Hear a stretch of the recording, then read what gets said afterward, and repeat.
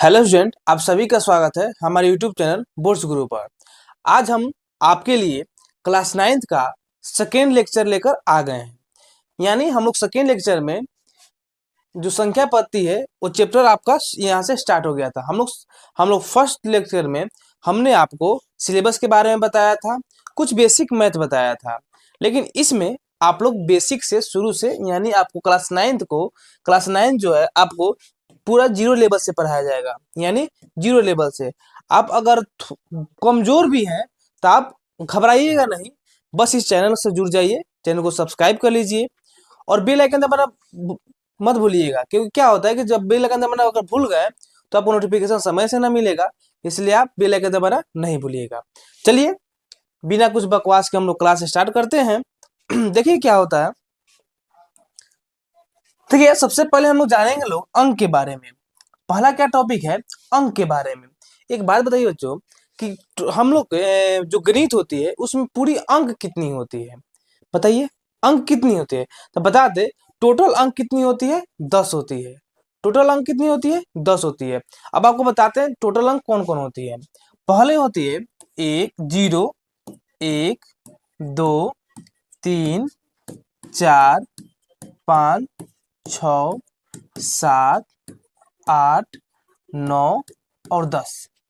Total अंक कितना हुआ, 10 नहीं होते बाबू। इसमें टोटल कितना हुआ, 1 2 3 4 5 6 7 8 9 10। टोटल कितना हुआ, 10।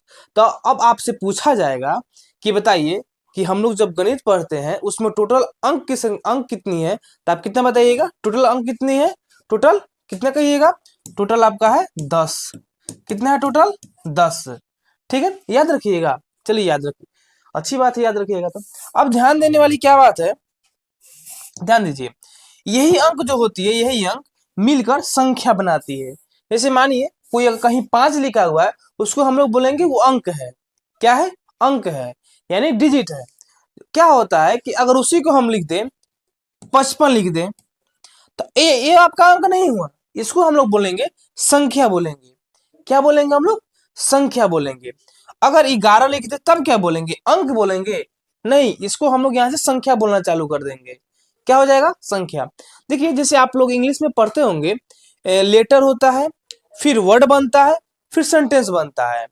जानते हैं लेटर से क्या बनेगा, लेटर से वर्ड वर्ड बनता है और वर्ड से सेंटेंस बनता है। इसी तरह हम लोग हिंदी में पहले वर्ण पढ़ते हैं, यानी अक्षर पढ़ते हैं, उससे शब्द बनता है और शब्द से वाक्य बनता है। सेम इसी तरह मैथ में हम लोग को टोटल अंक कितनी है, अंक है 10। उसे हम लोग क्या बनाते हैं, उसे हम लोग संख्या बनाते हैं। या आप कितना भी बड़ा क्या होगा, कितना, इसको क्या बोलेंगे, सबको, इस सबको हम लोग संख्या बोलेंगे। ठीक है, तो अंक और संख्या आप समझ गए होंगे कि अंक क्या होता है और संख्या क्या होता है। संख्या मतलब समझिए कि कोई भी संख्या होगा 2 डिजिट में होगा। कितना, 2। समझ गए, 2 होगा, 2 से भी अधिक भी हो सकता है, मतलब मिनिमम 2 होना चाहिए। अगर पूछा जाए कि बताइए केवल 6 क्या है, तो आई मत की संख्या है, कहिएगा कि 6 एक अंक है। क्या बोलिएगा, अंक है। ठीक है, आगे बढ़ते हैं। अंक समझ के टोटल अंक कितना होती है, 10 होती है। ठीक है, आगे ध्यान दीजिए। चलिए देखिए बच्चों, अब हम लोग को जब पढ़ना है क्या, संख्या के बारे में। अब हम लोग जानेंगे लोग संख्या के बारे में। अब आपको बता दे कि संख्या जो होती है, संख्या कितनी होती है, संख्या 2 प्रकार की होती है। संख्या कितनी प्रकार की, 2 प्रकार की। कौन कौन, तो पहली जो होती है वो आपकी होती है वास्तविक संख्या, और दूसरी होती है काल्पनिक संख्या। पहली क्या होती है, वास्तविक, और दूसरी होती है काल्पनिक। अब आपको बता दे, देखिए ध्यान दीजिए कि आखिर वास्तविक संख्या कहते किसको हैं। वास्तविक संख्या होता है, कह रहा है कि परिमेय और अपरिमेय संख्याओं के समुच्चय को वास्तविक संख्या कहते हैं। क्या बोला कि परिमेय संख्या और अपरिमेय संख्या को, पूर्ण संख्या को मिला दीजिए। किसको, परिमेय और अपरिमेय संख्या को मिला दीजिए, क्या बन जाएगा पूरा, उसको हम लोग क्या बोलेंगे, वास्तविक संख्या बन जाएगा। ठीक है, जैसे इसमें एग्जाम्पल में जैसे देख लीजिए कि इसमें क्या क्या आ सकता है। इसमें आप जितनी संख्या पढ़ते होंगे सारे सारे आ जाएंगे। आप जितनी संख्याएं पढ़ते हैं, जैसे मानिए 5 7 √16 √9 √5 4/5 4/9, क्या है सारा, सारा आपका क्या है, सारा वास्तविक संख्या। कोई दशमलव में ले लीजिए 7.5, कोई बट्टा में ले लीजिए 8/9, मतलब क्या होता है, रूट में, दशमलव में, बट्टा में, नॉर्मल संख्या ले लीजिए 715, 8, 8005। यानी आप क्या समझे कि अगर इस तरह का कोई भी संख्या रहेगा उसको हम लोग क्या बोलेंगे, उसको बोलेंगे हम लोग वास्तविक संख्या। वो सब क्या आ जाएगा, वास्तविक संख्या। मतलब मानिए ना कि पूरा परिमेय संख्या और परिमेय संख्या उस सारा को मिला दीजिए, टोटल दोनों को मिला दीजिए, उससे क्या बन जाएगा, पूरा टोटल मिला देंगे तो आपका बन जाएगा क्या, वास्तविक संख्या। ठीक है, आगे ध्यान दीजिए। अभी हम लोग जानेंगे लोग इसके बाद, इसके आगे जानेंगे लोग परिमेय संख्या क्या होता है और परिमेय संख्या क्या होता है, तो वहां पे आपको अच्छे से समझा देंगे कि परिमेय और परिमेय क्या होती है। ठीक है, तो जब परिमेय परिमेय समझा देंगे तो आपको वास्तविक संख्या और अच्छे से समझ में आ जाएगा। ठीक है, आगे ध्यान दीजिए। आगे है काल्पनिक संख्या। अब देखिए काल्पनिक संख्या का मतलब ही हुआ कि कल्पना किया, कल्पना। अब देखिए था, जो संख्याओं को कल्पना किया जाता है उसे काल्पनिक संख्या कहते हैं। मतलब सही भाषा में जाए तो मतलब इसको कल्पना किया जाता है, मतलब इससे कोई संख्या होता नहीं है। जैसे हम लोग को आयोटा एक होता है, आयोटा समझते हैं, इसको हम लोग बोलते हैं आयोटा। ठीक है, ये आपका हो गया। जैसे मानिए रूट में, -2, रूट में -9, रूट में -5। रूट में कभी माइनस संख्या देखे हैं, नहीं देखे हैं। तो ये सारी जितनी होती है सारे किसके अंतर्गत आ जाती है, सारे आपकी काल्पनिक संख्या के अंतर्गत आ जाती है। ठीक है, तो इसके बारे में उतना जानना नहीं है, इसके बारे में उतना नहीं, आगे उसके बारे में से कोई काम ना आएगा, तो इसके बारे में उतना जानकर कोई फायदा भी नहीं है। जो आपको जानने की जरूरत है उसके बारे में जानिए। ठीक है, आगे ध्यान दीजिए। आगे बता रहा है कि वास्तविक संख्याएं दो प्रकार के। क्या बोला कि वास्तविक संख्या दो प्रकार की। पहले क्या सीखे लोग कि संख्या होती है दो प्रकार। संख्या कितनी, दो प्रकार, एक वास्तविक संख्या और एक काल्पनिक संख्या। अब बारी है कि वास्तविक संख्या कई प्रकार के, तो वास्तविक संख्या आपकी हो जाती है दो प्रकार के। पहली होती है परिमेय संख्या और दूसरी होती है अपरिमेय संख्या। अब परिमेय संख्या समझिए क्या होती है। परिमेय संख्या करे कि वैसी संख्या जो p बटा q के रूप में हो। कैसी संख्या, वैसी संख्या जो p बटा q के रूप में हो, जहां p और q पूर्णांक हो तथा q बराबर नहीं होगा जीरो के हो, तो उसे परिमेय संख्या कहते हैं। देखिए कह रहा है कि परिमेय संख्या ठीक है बट्टा में होना चाहिए, मतलब p बटा q के रूप में होना चाहिए, लेकिन एक शर्त है। कि शर्त क्या है कि q के जगह पर जीरो ना होना चाहिए। बस करें कि परिमेय संख्या हम रहेंगे, लेकिन हमारे एगो शर्त है कि q के जगह पर जीरो ना होना चाहिए। ठीक है, देखिए ध्यान दीजिए। जैसे में इसका आप समझ लीजिए, जैसे में क्या हो जाएगा, जैसे में आपका हो जाएगा कोई संख्या ले लीजिए 12, तो क्या सर जी p बटा q के रूप में कैसी है, p बटा q के रूप में तो बट्टा में। अब एक बात बताइए कि 12 के नीचे अगर कुछ ना होगा तो हम ना लिख सकते हैं।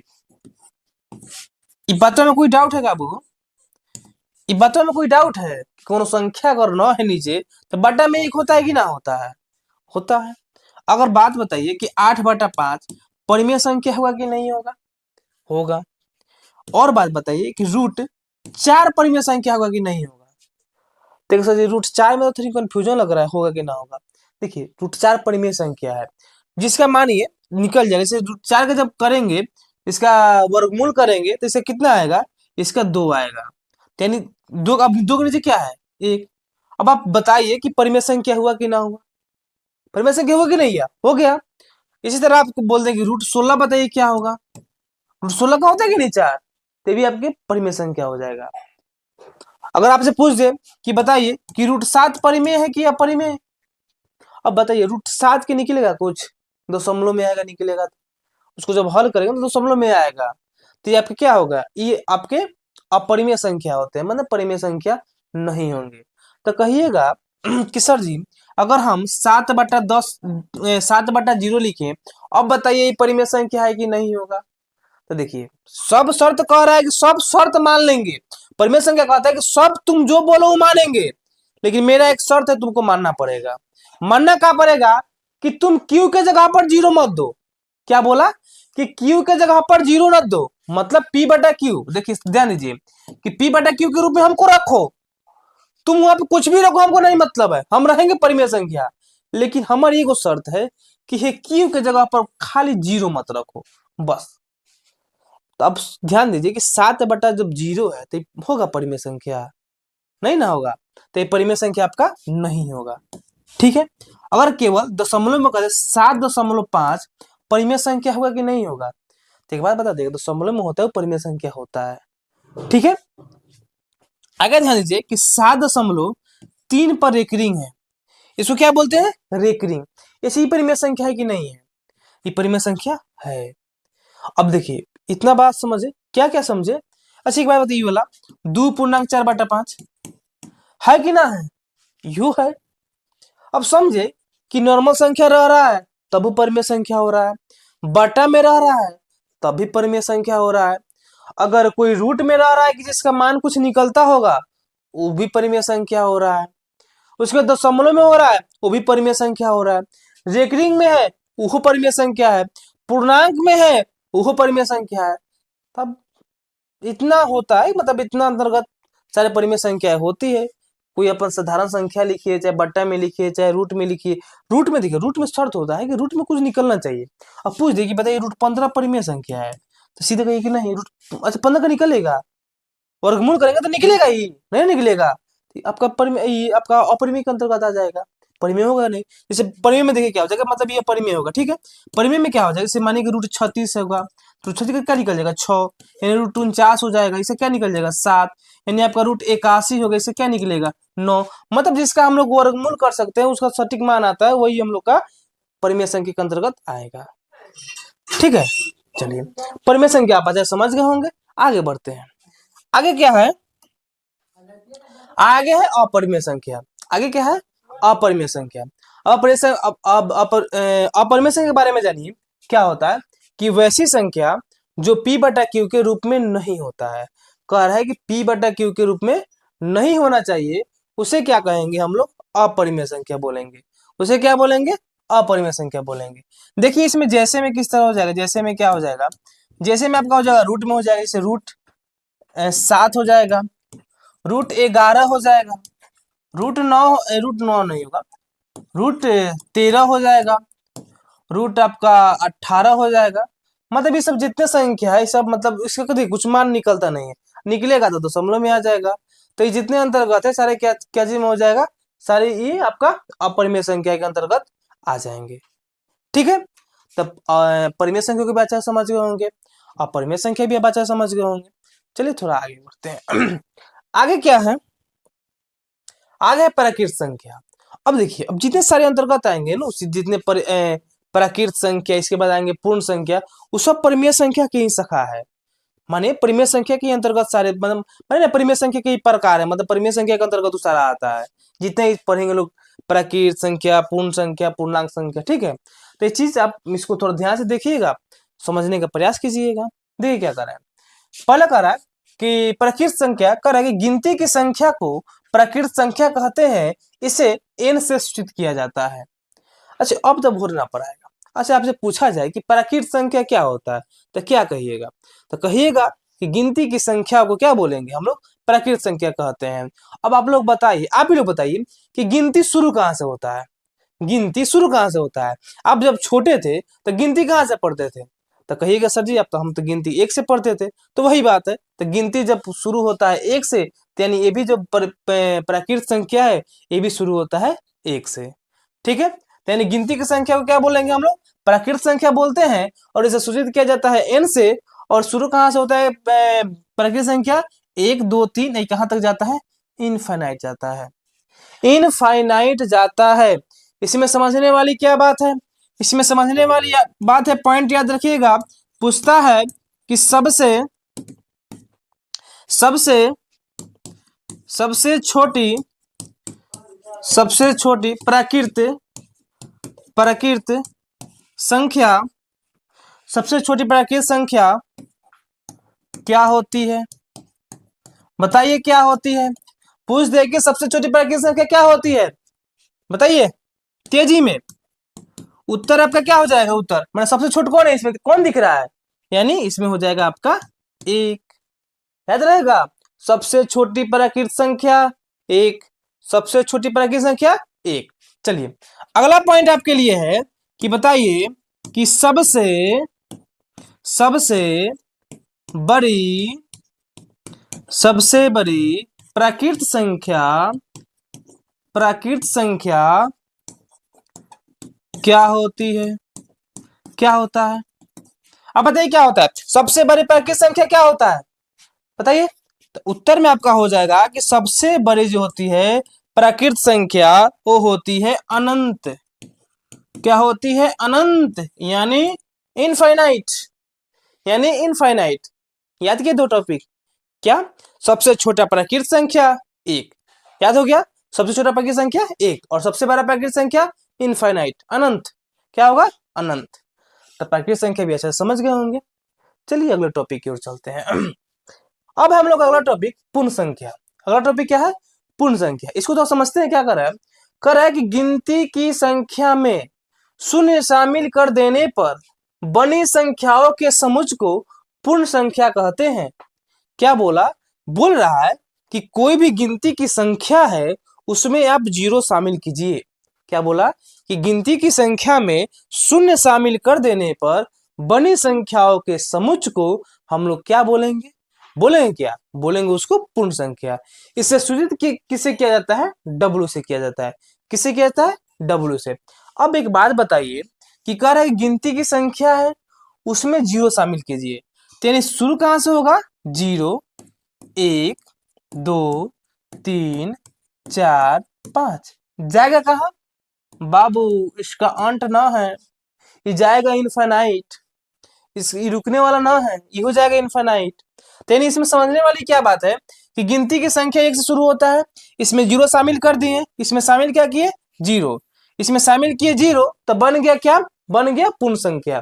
क्या बना? पूर्ण संख्या। इसमें भी नोट कर लीजिएगा, इसमें नोट कीजिएगा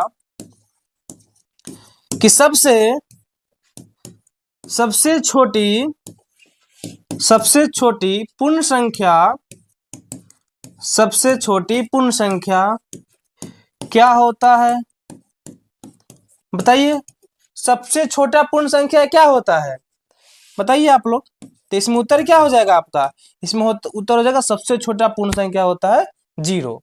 एक और टॉपिक एक नोट कीजिए कि सबसे सबसे बड़ी सबसे बड़ी पूर्ण संख्या, सबसे बड़ी पूर्ण संख्या क्या होता है? क्या होता है?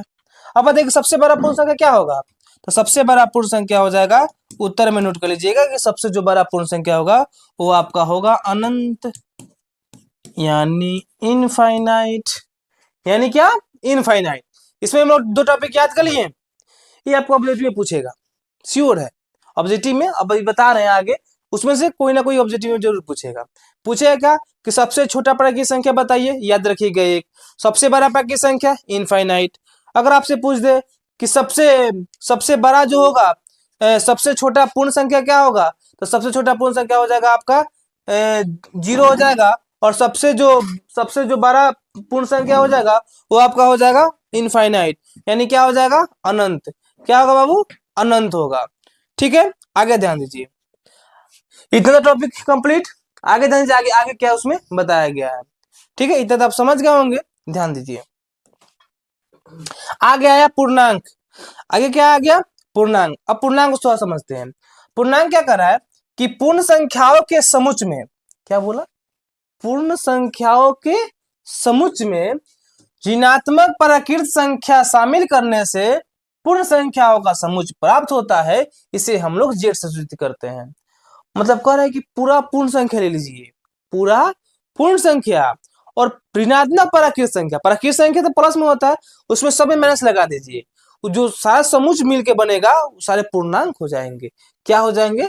पूर्णांक हो जाएंगे। जैसे ध्यान दीजिए, जैसे इसमें जैसे में देखिए ग्राफ, अब इस तरह संख्या रेखा पढ़े होंगे। संख्या रेखा बीच में क्या होती है? बीच में होती है जीरो, और इधर होती है एक, दो। थोड़ा इसको हम लोग आगे बढ़ा लेते हैं। एक, दो, तीन, चार, पांच। ठीक है, और थोड़ा इधर आइए। इधर होता है माइनस एक, माइनस दो, माइनस तीन, माइनस चार। समझने वाली बात क्या हुआ कि जीरो से शुरू हुआ उधर आपका पूर्ण संख्या, इधर एक से शुरू हुआ माइनस वाला यानी ऋणात्मक प्राकृत संख्या। अब समझिए कि जितने अंतर्गत आते हैं सारा पूर्णांक अंतर्गत आते हैं। पूर्णांक कहता है ना, जिसे कहता है कि वही संख्या जो पूरा पूरा होना, मतलब पूर्णांक कहता है कि हम जहां रहेंगे जहां पूरा पूरा रहेंगे। पूर्णांक दशमलव में ना हो सकता है, न बट्टा में हो सकता है। तो पूर्णांक कहता है कि हमको रखो प्लस में रखो लेकिन शांतिपूर्वक रखो, माइनस में रखो शांतिपूर्वक रखो, मतलब हमको बट्टा में न बट्टा में रखो न दशमलव में रखो, मतलब जहां रहता है अपन शांति से रहता है। ठीक है, तो याद रखिए कि प्लस वाला इधर माइनस वाला जितने होते हैं सारे अंतर्गत आपके पूर्ण संख्या के पूर्णांक के अंतर्गत आ जाते हैं। ठीक है, थोड़ा आगे बढ़ते हैं पूर्णांक के बाद। चलिए, पूर्णांक के बाद है सम संख्या। सम संख्या क्या होती है, थोड़ा ध्यान दीजिए। सम संख्या कह रहा है कि वैसी संख्या जो दो से पूर्णतः विभाजित हो जाता है। क्या बोला, कि वैसा संख्या जो दो से पूरा पूरा भाग लग जाए, मतलब दो से पूरा पूरा कट जाए, समझे। देखिए, तो जैसे उसे उसे क्या बोलते हैं, उसे हम लोग सम संख्या कहते हैं। अब बताइए इसमें जैसे क्या हो जाएगा, इससे हो जाएगा जैसे 2, फिर हो जाएगा आपका 4, 6, 8, 10। ये भी कहाँ जाएगा, ये भी आपका जाएगा इनफाइनाइट। कहाँ जाएगा, इनफाइनाइट। इसमें भी टॉपिक लिख लीजिए, पॉइंट देकर लिखिए। लिखिए कि सबसे सबसे छोटी सबसे छोटी सम संख्या क्या होती है, क्या होती है। तो उत्तर में है सबसे छोटी सम संख्या, उत्तर में है 2। उत्तर में क्या होगा, 2। याद रखिएगा, सबसे छोटा सम संख्या क्या होता है, 2।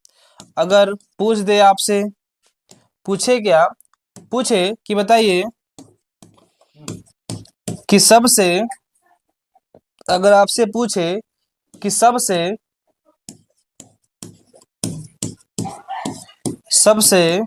बड़ी सबसे बड़ी सबसे बड़ी सम संख्या, सबसे बड़ी सम संख्या क्या होती है, बताइए कि सबसे बड़ा सम संख्या क्या होगा, बोलिए। सबसे बड़ा सम संख्या, इसका उत्तर क्या हो जाएगा, तो सबसे बड़ा सम संख्या आपका हो जाएगा अनंत। क्या हो जाएगा, अनंत, यानी इनफाइनाइट, यानी इनफाइनाइट। समझे, याद होगा टॉपिक। सबसे छोटा सम संख्या 2, सबसे बड़ा सम संख्या इनफाइनाइट। याद रखिएगा सम संख्या की परिभाषा, कि वैसा संख्या जो 2 से पूरा पूरा भाग लग जाएगा उसे हम लोग क्या बोलेंगे, उसे हम लोग बोलेंगे लोग सम संख्या। ठीक है, चलिए आगे ध्यान दीजिए। आगे टॉपिक है कि विषम संख्या। अब विषम संख्या क्या होता है, कह रहा है कि वैसी संख्या जो 2 से पूर्णतः विभाजित नहीं होता है।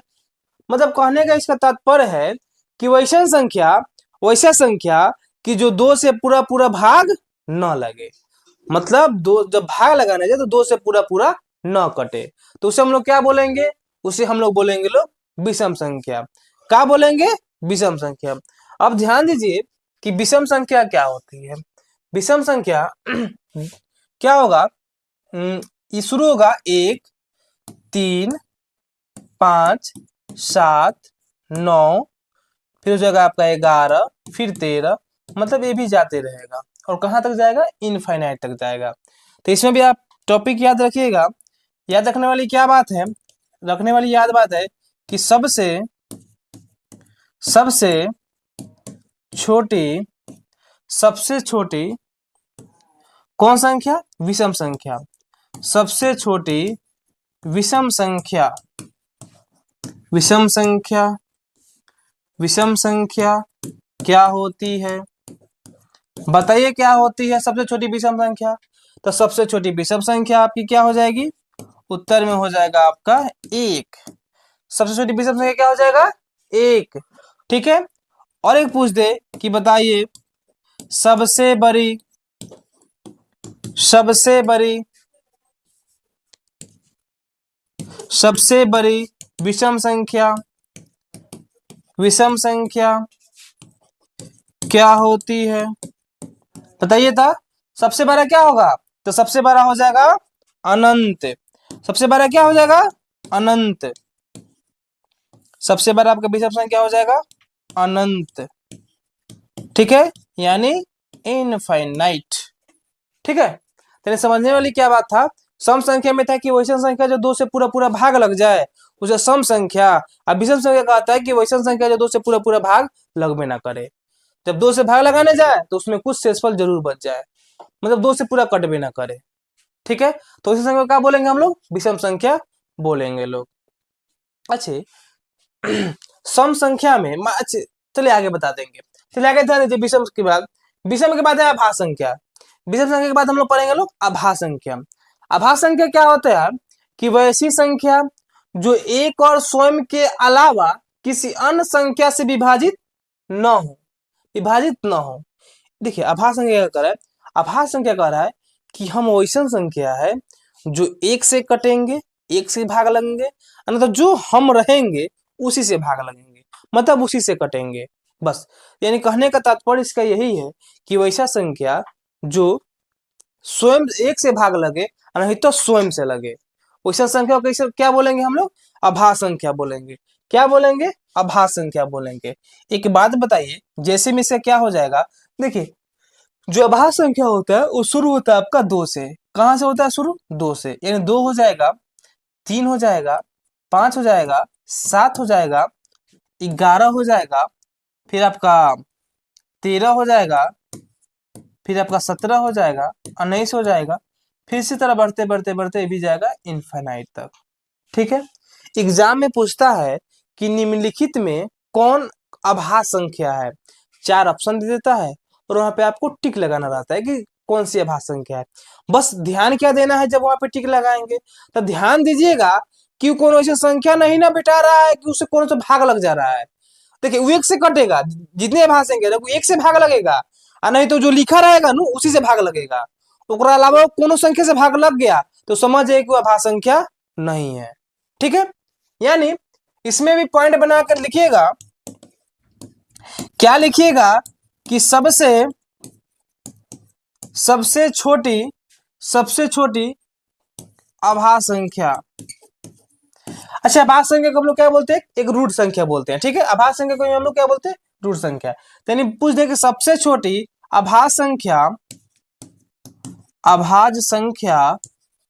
क्या होती है, सबसे छोटी अभाज्य संख्या क्या होती है, तो बता दे कि सबसे छोटी जो अभाज्य संख्या होती है वो होती है 2, याद रहेगा, सबसे छोटी अभाज्य संख्या कितनी होती है, 2, ठीक है। अगला पॉइंट नोट कीजिएगा कि सबसे बड़ी अभाज्य संख्या क्या होती है, सबसे बड़ी अभाज्य संख्या क्या होती है। तो याद रखिएगा कि जो सबसे बड़ी अभाज्य संख्या होती है वो होती है आपका इनफाइनाइट, यानी अनंत। क्या होती है, अनंत। याद रखिएगा, बोलिए याद रखिए इसी वाला। तो याद रखने वाली क्या बात है कि सबसे छोटी अभाज्य संख्या 2, सबसे बड़ी अनंत, ठीक है। अब ध्यान दीजिए, इसका एक और चीज है, कहता है कि माने की परिभाषा भोर पर आ गया तो क्या कीजिएगा, किस तरह याद रखिएगा, तो याद रखिएगा कि जितनी भी अभाज्य संख्या होता है ना उसका गुणनखंड 2 ही गो होता है, गुणनखंड का होता है 2 गो, कोई भी अभाज्य संख्या ले लीजिए, जब उसका गुणनखंड कीजिएगा तो गुणनखंड 2 ही गो आएगा। अब देखिए आगे ध्यान दीजिए, अब क्या है, भाज्य संख्या। अब क्या है, भाज्य संख्या। अब थोड़ा भाज्य संख्या को जान जाते हैं क्या है। देखिए भाज्य संख्या को हम लोग क्या बोलते हैं, यौगिक संख्या बोलते हैं। बता रहा है कि वैसी संख्या जो एक और स्वयं के अलावा अन्य किसी से भी विभाजित हो सके, हो जाए। कह रहा है कि इको से लगेंगे, कौन और आएगा तो से भाग लग जाएंगे, ठीक है, हम अपनों से लग जाएंगे, मतलब कहता है कि हमारा में रोक टोक ना है, हमारा में रोक टोक ना है, हम एक से भाग लग जाएंगे, जो संख्या रहेगा वो से भाग लग जाएंगे, और जो मतलब अलग से भी भाग लग जाएंगे, ठीक है, अलग संख्या से भी। तो ध्यान दीजिए जैसे क्या हो जाएगा, यहाँ पे जो अभाज्य संख्या शुरू होती है वो होती है 4 से, भाज्य संख्या शुरू क्या क्या चीज होती है, 4 से, यानी 4, फिर आपका हो जाएगा 6, फिर आपका हो जाएगा 8, फिर आपका हो जाएगा 9, फिर आपका हो जाएगा कहीं 9 देख घबराइएगा नहीं, कहीं सर 9। अब बताइए, देखिए भाज्य संख्या क्या कहता है, भाज्य संख्या कहता है कि हम इको से लगेंगे, कौन और संख्या आएगा ओकरो स्वागत है, मतलब बहुत से भाग लग जाएंगे, और जो संख्या रहेगा दिया रहेगा हम उससे भाग लग जाएंगे। अब बताइए 9 से कौन कौन संख्या में भाग लगेगा, किसे किसे भाग लगा सकते हैं, 1 से तो लगा सकते हैं, ठीक है 1 से लगा सकते हैं, 3 से लगा सकते हैं कि नहीं बताइए तो, तीनों से लगा सकते हैं, एगो 9 से लगा सकते हैं, मतलब ये क्या को भेटा गया 3 गो। आभाज कहता है कि हम 1 से लगेंगे ना तो खुद अपने से लगेंगे, तीसरा के एंट्री ना है, ठीक है, मतलब वो दूसरा तीसरा की एंट्री ना देता है, वो 1 से लगेगा ना तो खुद से लगेगा। ये कहता है कि एगो से लग जाएंगे, कोनो आएगा तो ओगरो से लग जाएंगे, बाकी हम बरले हैं, ठीक है। तो यानी 9 हो जाएगा, फिर आपका 10 हो जाएगा, फिर 12 हो जाएगा, फिर आपका चल जाएगा ये भी इनफाइनाइट तक, ठीक है। तो पॉइंट देकर लिखिएगा, पॉइंट देखकर क्या लिखना है कि सबसे छोटी क्या हो जाएगा, सबसे छोटी भाज्य संख्या, सबसे छोटी भाज्य संख्या क्या होती है, सबसे छोटी भाज्य संख्या क्या होती है, क्या होती है बच्चा, होती है 4। क्या होती है सबसे छोटी भाज्य संख्या, होती है 4, ठीक है। आगे ध्यान दीजिए, आगे है कि सबसे बड़ी भाज्य संख्या, सबसे बड़ी भाज्य संख्या क्या होती है, सबसे बड़ी भाज्य संख्या क्या होती है। तो सबसे बड़ी भाज्य संख्या क्या हो जाएगी, हो जाएगी आपकी अनंत, यानी इनफाइनाइट। समझ में आए कि ना आए तो नहीं बताइएगा, समझ में आए कि ना आया, समझ में तो आइए किया होगा, कैसे ना आएगा, ध्यान दीजिए। अभाज्य संख्या, भाज्य संख्या भी समझ गए, अभाज्य संख्या भी समझ गए, थोड़ा आगे देखिए, आगे देखिए, आगे समझाते हैं कि जो भाज्य संख्या, पहले समझिए कि सम और विषम को थोड़ा कंफ्यूज दूर करते हैं, क्या सम और विषम वाला कंफ्यूजन दूर करते हैं। देखिए सम क्या होता है, जैसे मानिए कि 2 से लगाने के कुछ नियम होते हैं, जैसे 2 से भाग कौन कौन संख्या में भाग लग जाएगा, 2 से भाग लगाने का कुछ नियम होता है। ध्यान दीजिए कि मानिए एक संख्या है, जैसे आपसे पूछ दे कि लिखल है संख्या है 76543, एक संख्या है 24050, संख्या है 956040, एक संख्या है यहाँ पे एक और दीजिए 9, एक संख्या है 860925, एक संख्या है 765731, संख्या है जगह 8। अब आपसे पूछे कि बताइए कौन कौन कौन संख्या है जो 2 से भाग लग जाए और 2 से भाग न लगे, 2 से भाग लगे और 2 से भाग कौन नहीं लगेगा, तेजी में बता सकते हैं कि भाग करने की जरूरत है। अगर अभी तक भाग करने की जरूरत है तो हम आपको बता देते हैं, उसके बाद कभी भाग करने की जरूरत न पड़ेगा। अब इजी तरीका से जान जाइएगा कि 2 से भाग लगेगा कि नहीं लगेगा, ठीक है। अब ध्यान दीजिए, याद रखिएगा, याद रखने वाली क्या बात है कि कोई भी संख्या के इकाई अंक, क्या बोले कि कोई भी संख्या का इकाई अंक कितना होना चाहिए, 0, 2, 4, 6, 8, बस यही याद रखना है कि कोई भी संख्या के इकाई अंक में 0, 2, 4, 6, 8 दिखे तो समझ जाइएगा कि 2 से विभाजित हो जाएगा, 2 से विभाजित हो जाएगा, ठीक है। इकाई अंक में खाली देखना है, इकाई अंक में देखिए तो क्या है, इकाई अंक में 3, हमें 3 दिख रहा है ना, दिख रहा है तो 2 से विभाजित न होगा, यानी पूरा पूरा ही कटेगा नहीं, ठीक है। आगे आइए, यहाँ पे दिख रहा है 0, देखे थे में 0, यहाँ पे 0 है, ये आपका 2 से पूरा पूरा भाग लग जाएगा, पूरा पूरा कट जाएगा। देखिए बिना अब देख के बता देना है कि कौन भाग लगेगा कौन न लगेगा। इसके इकाई अंक में देखिए तो क्या है 9, हमें 9 दिख रहा है, 9 दिख रहा है तो मालूम चला कि यू जो 2 से भाग लगेगा, यू पूरा पूरा भाग लगने वाला है नहीं। ठीक है, आगे यहाँ पे लास्ट में 2 तो दिख रहा है, तो यानी लगेगा 2 से पूरा पूरा भाग लगेगा। यहाँ पे दिख रहा है 1 इकाई अंक में। अब बताइए 1 लगेगा, नहीं लगेगा, 2 से पूरा पूरा कट नहीं ना कटेगा, नहीं कटेगा। अब देखिए यहाँ पे दिख रहा है 8 इकाई अंक में, क्या है इकाई अंक में है 8, तो ये भी आपका भाग 2 से पूरा पूरा कट जाएगा, 2 से पूरा पूरा कट जाएगा। देखिए क्या होता है, एक और टॉपिक है, हम लोग समझे हैं लोग, भाज्य संख्या और अभाज्य संख्या। एग्जाम में बार बार इससे क्वेश्चन आता है, एग्जाम में बार बार देखिएगा इससे क्वेश्चन आता है। पहचानने के लिए देखिए कौन इसमें भाज्य है कौन अभाज्य है। देखिए अब वहां पे ध्यान लगाइएगा कि माने 12 संख्या दे दे, तब वो पहरा पढ़ने जाइएगा कि कितना के पहरा पढ़े, कि पहरा में है कि ना है। तो उतना कुछ नहीं करना है आपको। क्या कीजिएगा कि उसका गुणनखंड कर लीजिएगा। क्या करना है आपका, गुणनखंड। देखिए ध्यान दीजिए, यहाँ पे लिखते हैं हम अभाज्य संख्या, अभाज्य संख्या, और इसे लिखते हैं आपका भाज्य संख्या, भाज्य संख्या, भाज्य संख्या। देखिए अभाज्य संख्या कहता है, अभाज्य संख्या कहता है कि हम कितना गुणनखंड रहते हैं, हम मात्र हमारे गुणनखंड 2 रहते हैं। मतलब इसमें अभाज्य संख्या के अगर गुणनखंड करने जाइएगा तो केवल 2 ही मिलेगा, हमेशा क्या मिलेगा, हमेशा 2 मिलेगा। और जो भाज्य होता है, भाज्य ये थोड़ा अलग होता है। भाज्य क्या होता है कि हमेशा 2 से क्या मिलेगा, हमेशा हमेशा 2 से अधिक गुणनखंड मिलेगा। अब कितना बच्चा सोच रहा है गुणनखंड कथी है, पहले गुणनखंड बताइए। बार बार जप रहे हैं गुणनखंड गुणनखंड। देखिए ध्यान दीजिए, गुणनखंड होता क्या है। मानिए कोई संख्या ले लीजिए, कोई संख्या ले लेते हैं, जैसे 10 संख्या ले लिए।